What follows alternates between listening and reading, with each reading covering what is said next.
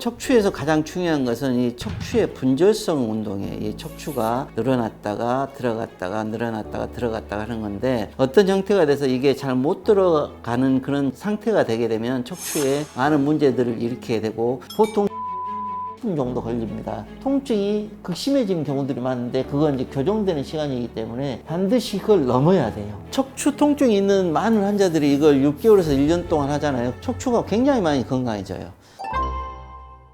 안녕하세요, 지식의만 여러분. 저는 척추 수술을 전문으로 하고 있는 청담 해리슨 병원 병원장 닥터 해리슨 김현성입니다.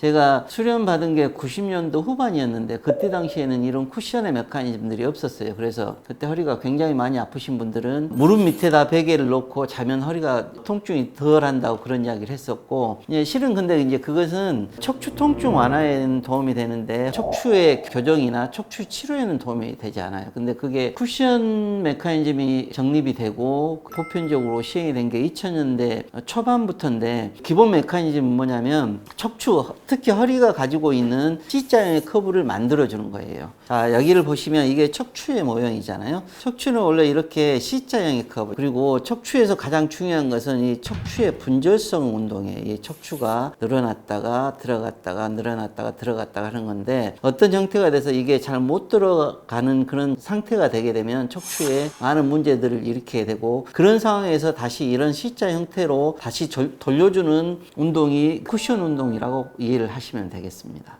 그래서 쿠션 운동이라고 하는 것은 단순히 척추의 통증 완화뿐만이 아니고 척추의 건강을 회복하는 데도 굉장히 중요한 운동이 되겠죠.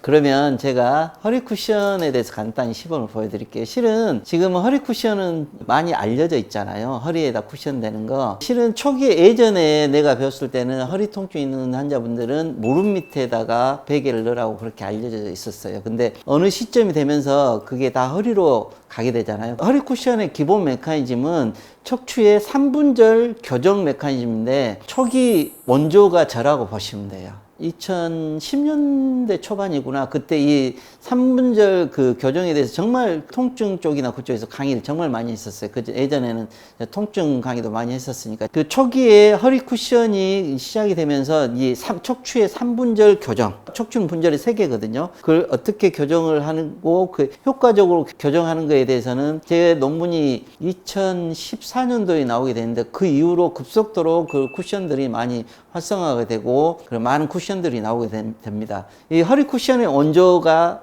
저라고 보시면 되고, 오늘 여기서 잘 배우시면 돼요. 쿠션은 제가 말씀드릴 때 이게 허리 쿠션을 하고 나서 이 한 주먹이 이상이 들어가야 된다고 말씀드리는데, 예를 들어서 잘 보시면 이 엉덩이를 여기 놓고 이게 딱 바짝 붙인 다음에 이렇게 쑥 누워서 등하고 엉덩이가 땅에 닿잖아요. 그러면 허리가 C자 커브가 돼요. 그래서 캐진 분절이 다시 교정이 되는데, 여기 보시면 쿠션이 낮으면 절대 안 돼요. 낮으면 이 다시 교정 효과가 확 떨어지기 때문에, 저는 개인적으로 이게 주먹이 하나 정도 이상 들어갈 정도, 또는 10cm 이상이어야 된다고 그렇게 이야기를 하고 있고, 쿠션의 목적은 뭐냐면 허리 그 빠진 분절을 다시 교정시켜 주는 거예요. 근데 그 교정시켜 주는 시간이 보통 15분에서 20분 정도 걸립니다. 즉 그 이야기는 뭐냐면 15분에서 20분 정도가 되면 통증이 극심해지는 경우들이 많은데, 그건 이제 교정되는 시간이기 때문에 반드시 그걸 넘어야 돼요. 그래서 최소한 30분 이상을 반드시 해야 돼요. 이 자세에서 무릎을 꿇어 이렇게 굽혀도 되고 머리를 들어도 됩니다. 하지만 반드시 이 등과 엉덩이가 땅에 닿아야 돼요. 이게 30분을 유지를 해야 돼요. 그러면 허리가 C자 곡선이 되면서 빠진 분절들이 다시 돌아오게 되는 그런 좋은 효과를 내게 됩니다. 척추 통증이 있는 많은 환자들이 이걸 6개월에서 1년 동안 하잖아요. 그러면 척추가 굉장히 많이 건강해져요.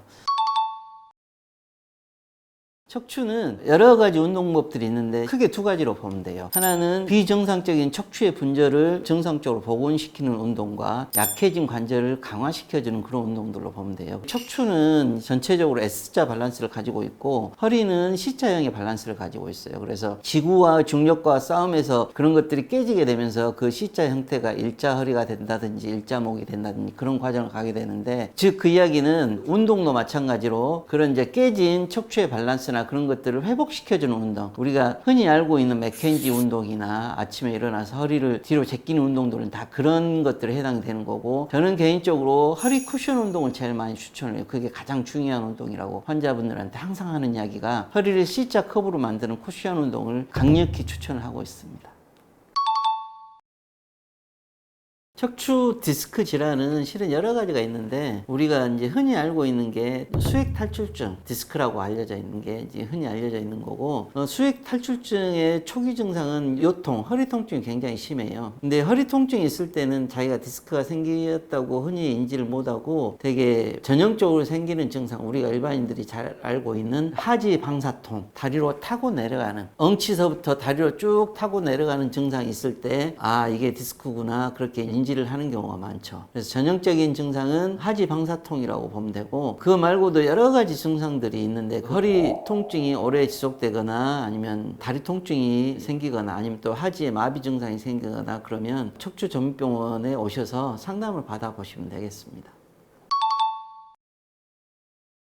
실은 척추 통증이 발생했을 때 급성기 통증에 가장 좋은 치료는 안전가료예요. 안전가료라는 말은 말 그대로 누워있으라는 이야기예요. 잘 누워있고 뭐 과다한 활동을 최대한 줄이고, 그게 안전가료죠. 근데 너무 오랫동안 누워있거나 통증이 있음에도 불구하고 오랫동안 누워있다는 것은 오히려 척추 통증의 회복에 악영향을 미칩니다. 크게 이제 두 가지인데, 첫 번째로는 충분한 운동을 통해서 회복을 해야 되는데 누워있게 되면 기회를 잃게 된다는 거고, 두 번째로는 계속 누워있게 되면 오히려 급성기 통증, 디스크 질환이나 협착증들이 악화될 여지들이 훨씬 더 많아지게 된다는 거죠. 그 두 가지 문제점이 있게 됩니다.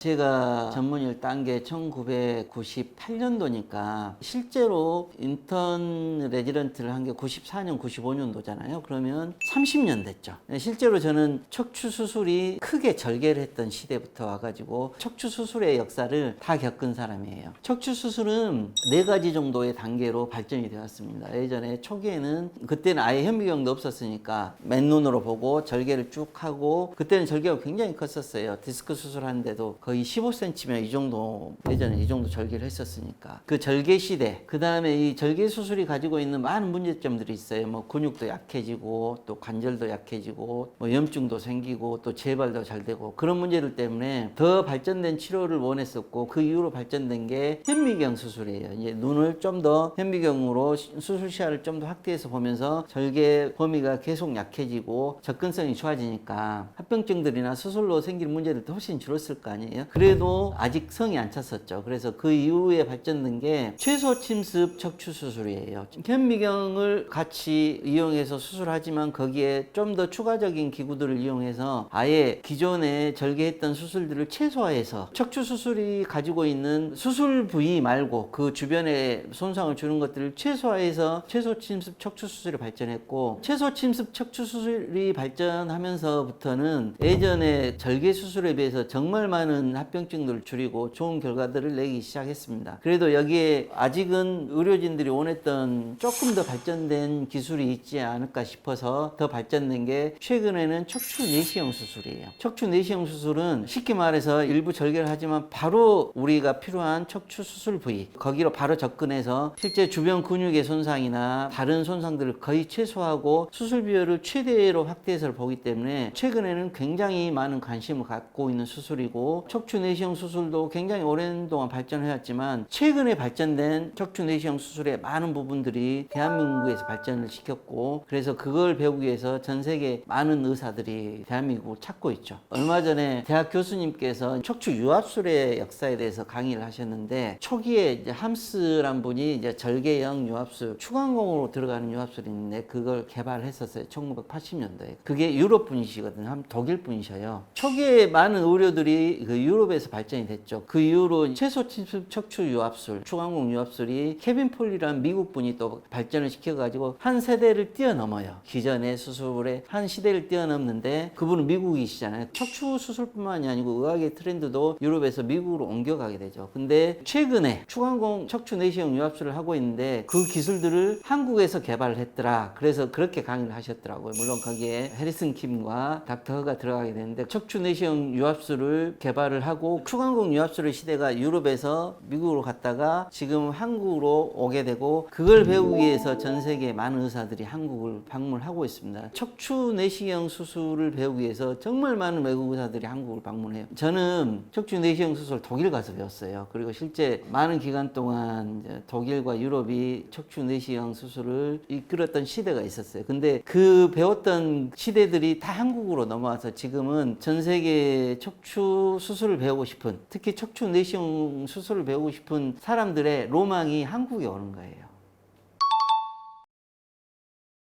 저는 개인적으로 척추 내시경 수술을 오랫동안 발전시켜 오게 된 계기가 한국 사람이기 때문에 그래요. 대한민국 사람이기 때문에. 내 가족, 친구들, 국민들한테 어떻게 더 좋은 치료를 제공할 수 있을까에 대해서 항상 고민했기 때문에 그런 거고, 지금 현재 대한민국의 척추 내시경 수술의 클래스는 전 세계의 탑 오브 탑입니다. 근데 이게 단순히 환자분들한테 좋은 치료를 제공한다는 그런 관점도 중요하지만 미래에 대한민국의 의료가 전 세계에 뻗어갈 수 있는 바탕이 될 수도 있다고 저는 개인적으로 생각을 하고 있습니다. 척추 내시경 수술이 이렇게 대한민국에 크게 발전을 하고 전 세계 탑 클래스가 된 것은 물론 의료진들의 그동안 끊임없는 노력이 있었겠지만, 저는 개인적으로 그게 단순히 나 개인적인 혼자만의 일, 또 그룹의 연구의 결과라고는 생각하지 않습니다. 단순히 의사분들의 노력뿐만이 아니고 의사와 환자의 같은 노력, 우리나라 국민들의 그 공감대가 있었던 그런 노력들이 있었기 때문에 이만한 결과를 냈다고 생각이 되고, 미래에 이런 지금 가지고 있는 이 보물 같은 이런 자산들을 국민들과 같이, 환자분들과 같이 소통을 하고 더 발전시켜 나가야 되는 게 굉장히 중요하다고 생각이 됩니다.